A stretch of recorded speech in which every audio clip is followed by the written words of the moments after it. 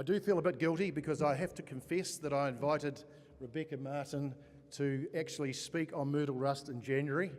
They didn't find it till March, so I felt a bit guilty about that. But I do appreciate that both Jeff and Ted have come across at very short notice to be part of this discussion today, because I think it's really important that we do get an understanding of where this all sits. So we're happy to take questions. If you just line up behind a mic if you've got a question on it, and we can go from there. Perhaps to start some of those discussions, I put a few notes down myself, and for example, if we understand that Myrtle Rust was a risk, were we really planning enough? But I'm listening to Rebecca, there was some work going on, but as an industry we didn't know, and so it's just an example of getting that communication right. So let's start. John Berry, please. Do you have to turn? Oh no, it's going. No, it's all going, right? Has anyone done any research on natural pathogens for Myrtle Rust?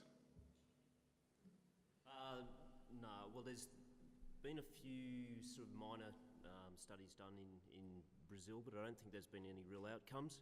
We do see certain times a year a hyperparasite that comes in, usually during the cooler months, but whether we can actually isolate that and then spread it around as a proper control agent, I'm not quite sure. There is a fly larvae which feeds off the spores as well, but I think the rate in which it spreads and develops, I mean, it's really a difficult challenge, even using a bioactive component like that. So there's minimal research, there's minimal funding to actually do any research in that area as well.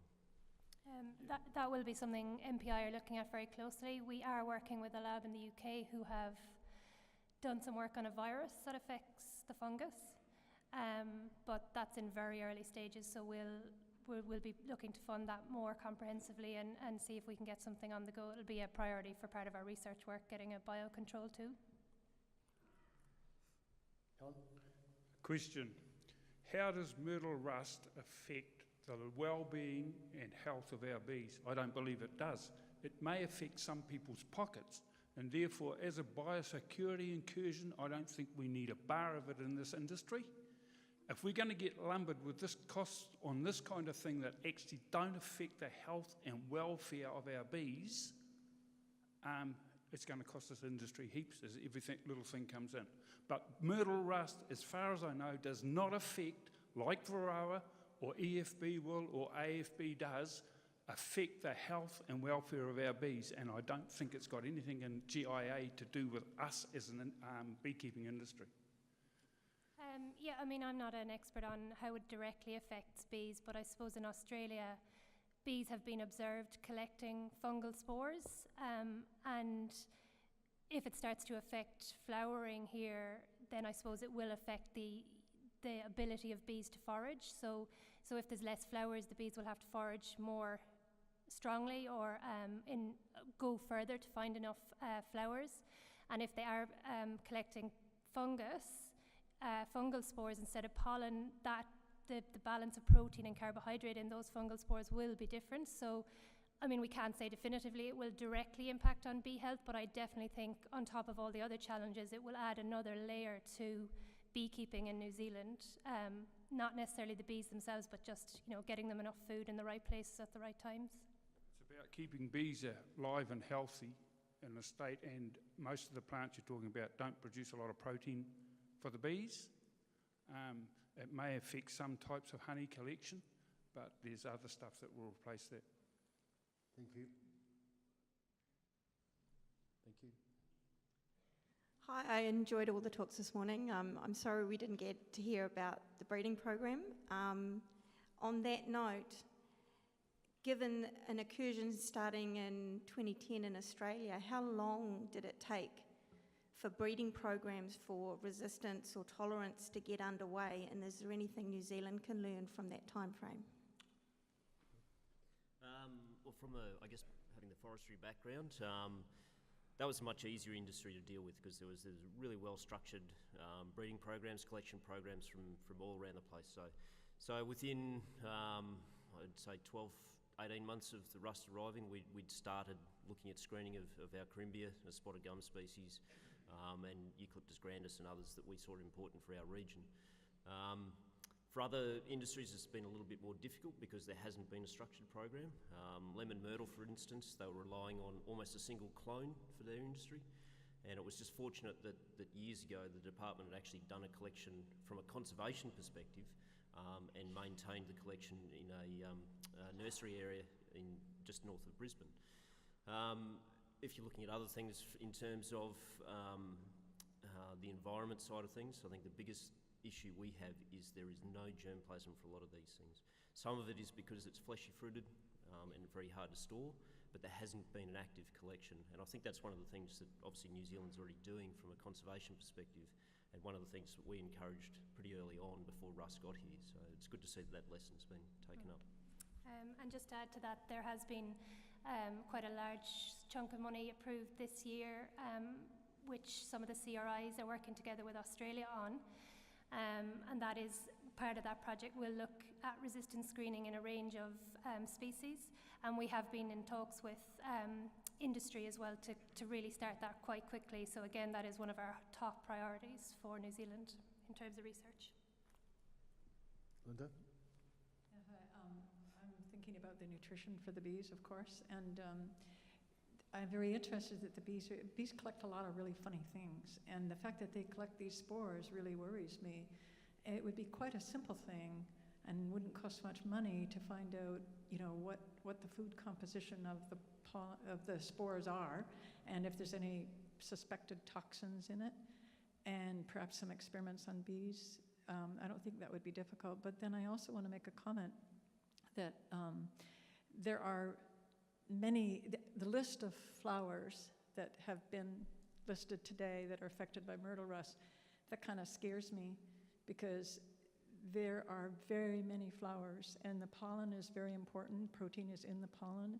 That's what the brood grow on. And so I think it's significant in our Trees for Bees list. That's a big chunk. Yeah, I mean, it's not unusual, and it has been reported for other rust fungi of bees collecting rust spores. Dorothy Shaw, I think, did a big review many years ago showing that it did occur. And in terms of myrtle rust, I guess at this point in time, it's really only been our observations of watching the bees coming in, and even at times preferentially going towards the spores rather than the flowers, particularly in Melaleuca quinquenervia stands that we've looked at.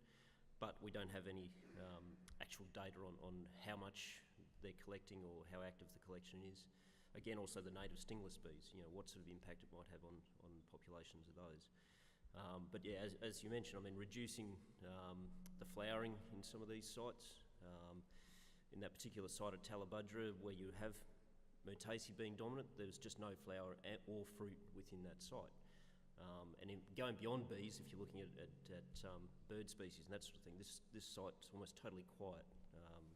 So yes, so there's obviously things that also with bees and other insects who would normally come for pollination, birds rely on those as well. So there's a lot of potential flow-on effects that we really just haven't realised at this point in time. So.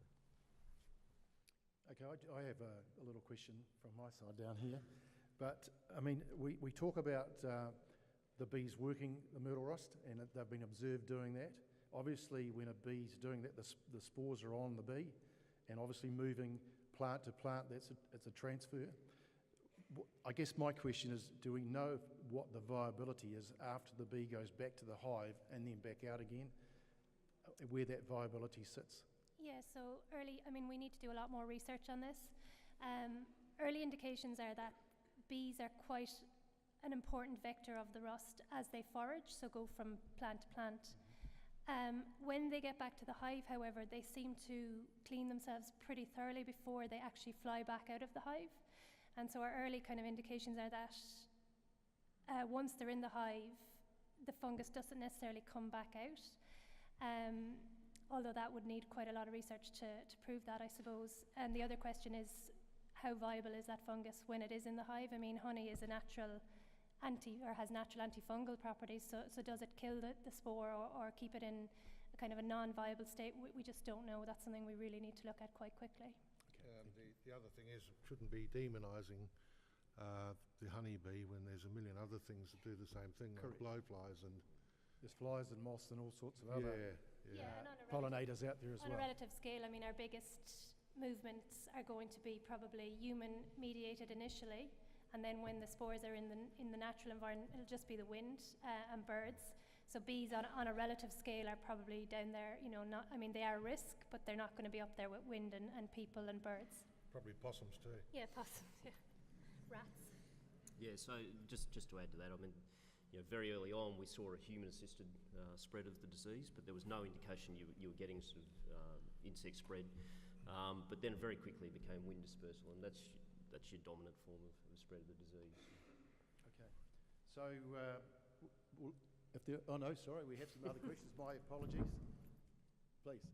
Yeah, like sort of a hospital bed at the bottom of the cliff. I sort of did a bit of research, not much, and there's a sort of a chemical, triadimenol, C14H18ClN3O2. It's sort of used also as to kill powdery mildew. It has neurotoxicity, I think. I'm just wondering if there's any research been done on it or anyone know anything else about it.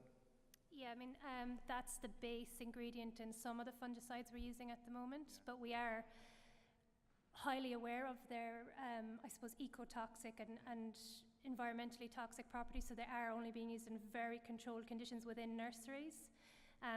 Like going so far as we block up all drainages, anything that could possibly get into a waterway, and are only spraying really within very strict protocols, using the kind of labels from the fungicide itself. But again, as I mentioned in my talk, we're definitely not going to be using those types of sprays on a large scale because of those, I suppose, worries we have about them. And we are undertaking some treatment trials at the moment to look at varying our spray regimes, but also, as we've seen with other kind of plant diseases that come in, resistance builds up pretty quickly, so we don't want to be using, you know, one type of fungicide on its own, and we need to be using best practice when we're applying those sprays as well, otherwise we're actually going to make the problem worse for ourselves in the long run if resistance builds up. Yeah, I think the using it on the Botrytis range of fungus, and yeah, it's good to hear there's work being done with that though. Thank you. Thank you. Don? Is there the mode of action of the fungi operating in the plant known? And is there a potential for a genetic solution if it is?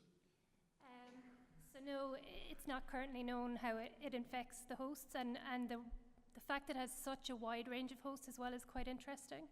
And that's definitely something we're keen to look at in terms of the genetics of both the pathogen and the hosts, as to how that mechanism works and how it could possibly be interrupted. And there will need to be a much bigger conversation held on possible genetic intervention techniques that might be looked at, and where they would sit in the scheme of, you know, our toolkit, I suppose, for these types of threats in the future as we go forward. So there is a little bit of research, predominantly in the forestry side of things, looking at the genetics, where particularly with Eucalyptus grandis, where they've sequenced the whole genome. Now there are two types of resistance we see within some of the species. One's a typical hypersensitive reaction, and the other appears to occur almost at the leaf surface. So far they've identified at least 18 different genes associated with resistance within populations, and different triggers. But whether that goes across all the range of Myrtaceae, that's one of the things I think there's a few people looking at, but I think there's a little bit of question about the outcome at this point in time. So there's a lot of work needs to be done in the area, but the focus primarily is on eucalypts just because of its importance from a commercial perspective. Okay, Randy, please. Yeah, I'd like to go back to the bees eating the rust spores. During the CCD epidemic in California, as we were looking at the bees' guts for Nosema and stuff, we kept seeing these things we called fried eggs. We couldn't identify what they were, and I finally identified them as being the Blackberry Rust, which had invaded California. The bees were gathering the Blackberry Rust and making it into bee bread, and when you pulled the bee bread out of the combs, it was 100% rust fungus spores. There's previous research that had been done at University of Arizona that found when they fed caged bees different kinds of pollen, they just happened to include a rust fungus spore also. It was worse than giving the bees nothing, so no pollen at all. It actually had toxicity to the bees. What I found in California, the Blackberry Rust comes in fluorescent orange, So it's a really noticeable, comes in on the bee's legs. When we see that in the combs, the colonies just go downhill very, very quickly. We can rectify that by feeding them a good pollen sub at the same time. But if you don't put a good pollen sub on and they have their combs full of the rust fungus spores, the colonies go downhill pretty quickly. Thank you. One last question, please. Given that it has seemed that the arrival of myrtle rust has been inevitable since 2010, I'm just wondering why, given that the manuka is such an important economic crop, why manukas haven't been sent to Australia or to centres of myrtle rust infection to see which particular provenances or individuals may be resistant. I suppose, did you want to go, Ted? The manuka in Australia is very different to the one in New Zealand. You can't put your hand into a bush of it without ripping your hands to pieces. It's sharp, it's got a waxy coating right throughout Victoria and Tasmania. And I guess that's evolved from when the dinosaurs used to eat it and then developed into kangaroos. Nothing touches it anymore because it's completely unpalatable. From what I've seen of New Zealand manuka, it's a very different beast. It evolved very differently. So what we find in Australia could not be applicable here. You immediately think that the manuka in New Zealand would be more of a vulnerable host, I would think, just on the surface of it, but yet to be proved. Yeah. My question is, why haven't they sent New Zealand manuka over to Australia? So we looked at that very closely back in 2010, 2011, 2012, and for exactly the reason Ted is saying. So the New Zealand manuka, so we could send it to Australia, but going back to the disease triangle I mentioned in my talk, the environment would be completely different to natural environment here. Even if you try to replicate it in a laboratory type situation, it's still not going to be the same given, the soil, mycorrhizal fungi in a natural ecosystem. So the environment would be different. The pathogen would probably be the same if we use the same strain, but also the host, say you could send 100,000 manuka to Australia and try to see if they're susceptible, but there's such a wide range of manuka in New Zealand in the natural environment. Which ones would you send? Which ones would you check? And just because if they show up to be susceptible in the lab, that doesn't mean they're susceptible in the wild, as Jeff has shown with his tests. And equally, if they're not susceptible in the lab, that doesn't mean they won't be susceptible in the wild. So we looked at it really closely, and we actually had sent people over to look at areas to do that study, and then it was actually decided that it wouldn't tell us much. We'd probably spend millions of dollars, and it wouldn't actually give us, a real life result. We wouldn't be able to apply it here, so we didn't pursue that line of thought at all. Okay, thank you. Stimulating discussion, and I thank the panel for what they've done, and please show your gratitude. Thank you.